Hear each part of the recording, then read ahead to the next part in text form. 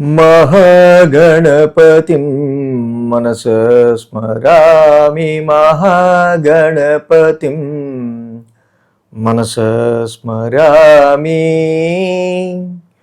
TR creations family అందరికీ నా హృదయపూర్వక ధన్యవాదాలు. సో అలాగే ఈ వారం ఆగస్టు మాసానికి సంబంధించి 16వ తారీఖు నుంచి 22వ తారీఖు వరకు కూడా ద్వాదశ రాశుల వారికి సంబంధించి రాశి ఫలాలు ఏ విధంగా ఉండబోతున్నాయి ఏంటి అనేది ఆగస్టు 3వ వారానికి సంబంధించి చూద్దాం. దీనిలో మేజర్ ట్రాన్సిటల్ చేంజ్ విషయానికి వస్తే రవి యొక్క స్థాన మార్పు మనం గమనించవచ్చు. రవి సింహరాశిలోకి తన స్వక్షేత్రంలోకి మారుతున్నారు. సో అక్కడే కేతువు కూడా ఉన్నారు. అలాగే ఇక్కడ ఇక మిగతా ప్లానెటరీ యొక్క పొజిషన్ చూస్తే మిథునంలో కుజుడు, కర్కాటకంలో బుధ గురులు, సింహంలో రవి కేతువులు, కన్యలో నీచరాశిలో శుక్రుడి యొక్క సంచారం జరుగుతుంది. కుంభంలో రాహువు, శని రిట్రాగ్రేషన్లో మీన రాశిలో సంచారంలో ఉంటూ ఉన్నారు. ఈ వారం చంద్రగమనం కూడా మనం ఒకసారి చూసినట్టయితే కనుక కన్య, తుల, వృశ్చిక ఈ 3 రాశుల మీదుగా చంద్రుని యొక్క గమనాన్ని కూడా మనం చూడొచ్చు. అదేవిధంగా ఇక్కడ మనం చూసినట్టయితే కనుక మెయిన్గా ఈ వారం ఈ చంద్రుని యొక్క గమనం ఆధారంగా అలాగే ఈ గ్రహాల పరిస్థితి ఆధారంగా ద్వాదశ రాశుల వారికి ఎలా ఉండబోతుంది ఏంటి అనేది ఇప్పుడు చూద్దాం. ధనురాశి వాళ్ళకి సంబంధిద్దాం. ధనురాశి వాళ్ళకి సంబంధిస్తే కనుక ఈ రాశికి తృతీయంలో రాహువు, అష్టమంలో బుధుడు 2 గ్రహాల యొక్క అనుకూలత ధనురాశి వాళ్ళకి జనరల్గా యోగిస్తుంది. 10, 11, 12 స్థానాల మీదుగా చంద్రుని యొక్క సంచారం కూడా ఈ రాశి వాళ్ళకు ఉంది. ఏదైతే దశమ స్థానం నుంచి చంద్రుని యొక్క సంచారం ఉందో ఆది, సోమ, మంగళ, బుధ 4 రోజులు కూడా ఈ రాశి వాళ్ళకి అనుకూలంగా ఉంది. సో ఎప్పుడైతే 10th హౌస్లో చంద్రుని యొక్క సంచారం ఈ రాశి వాళ్ళకి మనకు కనిపిస్తూ ఉందో, ఈ జనరల్గా అయితే దశమ స్థానంలో చంద్రుడు బాగా యోగిస్తాడు. బట్ అక్కడ నీచ శుక్రుడు ఉన్నాడు. శుక్రుడి యొక్క నీచ సంచారం న్యాచురల్గా 10th హౌస్లో అంత యోగించదు.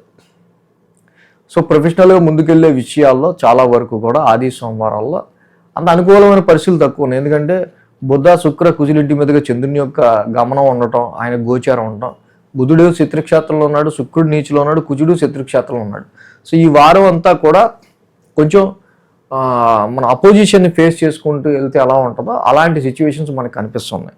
సో మెయిన్గా 10th హౌస్లో చంద్రుని యొక్క సంచారం, అక్కడ శుక్రుడు కూడా నీచిలో ఉన్నాడు కాబట్టి జాబులో న్యూట్రలైజ్డ్గా సోగా ఉండే పొజిషన్లో ఉన్నాయి. కానీ అంత రికగ్నైజ్డ్గా ముందుకెళ్లే ఆస్కారాలు ఈ వారం కొంచెం తక్కువగా ఉన్నాయని గమనించాలి. జాబ్లో వస్తున్న మార్పులు, చేర్పులు ఇవి కూడా కొంచెం టెన్స్ని క్రియేట్ చేస్తుంటాయి.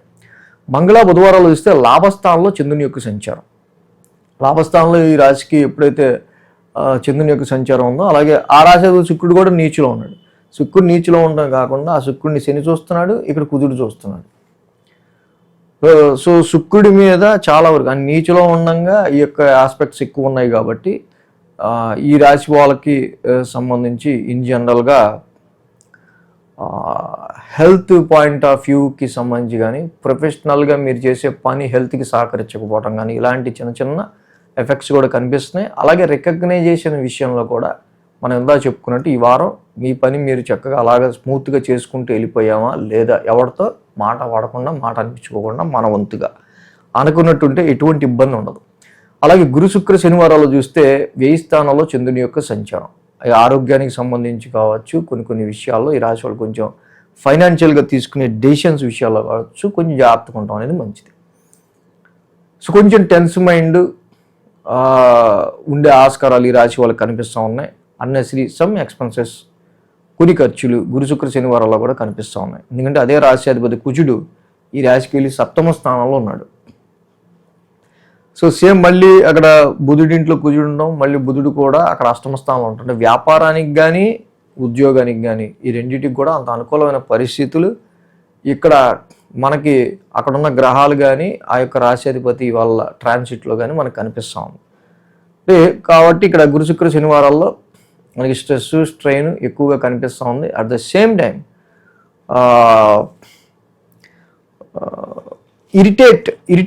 ఎదుటోళ్ళు ఇరిటేట్ చేయటం కానీ ఇరిటేటివ్ చేసేవాళ్ళు ఎదురవటం కానీ అయితే మనం ఎలా ఓవర్కమ్ చేసుకుంటూ ఎలాలో ఇరిటేట్ చేసేవాళ్ళని అలాంటి పరిస్థితులు కొంచెం గురు, శుక్ర, శనివారాల్లో మనకు కనిపిస్తూ ఉన్నాయి. వ్యాపార పరంగా తీసుకునే డెసిషన్స్ ప్రజెంట్ అంతా యోగిచ్చే ఆస్కారాలు తక్కువ ఉన్నాయి కాబట్టి keep calm in this moment for your business prospective. వ్యాపారానికి సంబంధించి ఆలోచన ప్రతి విషయంలో కూడా జనరలైజ్డ్గా ఇప్పుడు ఎలా ఉన్నామో అలాగే ముందుకు వెళ్ళడానికి ట్రై చేయండి ఈ వారం. సో ఈ రాశికి మెయిన్గా మనం ఈ వారం నుంచి రవి యొక్క సంచారం కూడా మారుతూ ఉంది. రవి భాగ్యస్థానంలోకి వచ్చాడు. ఆల్రెడీ అక్కడ కేతు ఉన్నాడు.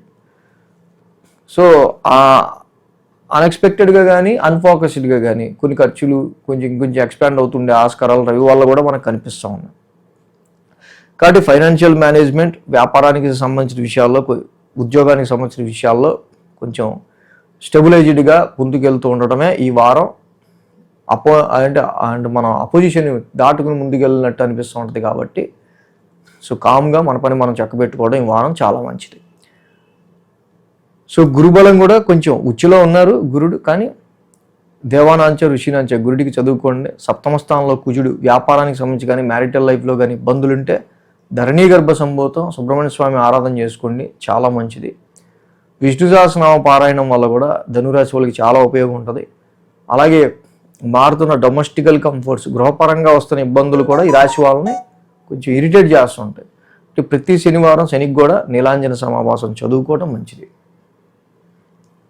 ఈ వీడియో కనుక మీకు నచ్చినట్లయితే లైక్ చేయండి, షేర్ చేయండి. మరిన్ని అప్డేట్స్ కోసం సబ్స్క్రైబ్ చేయడం మాత్రం మర్చిపోకండి.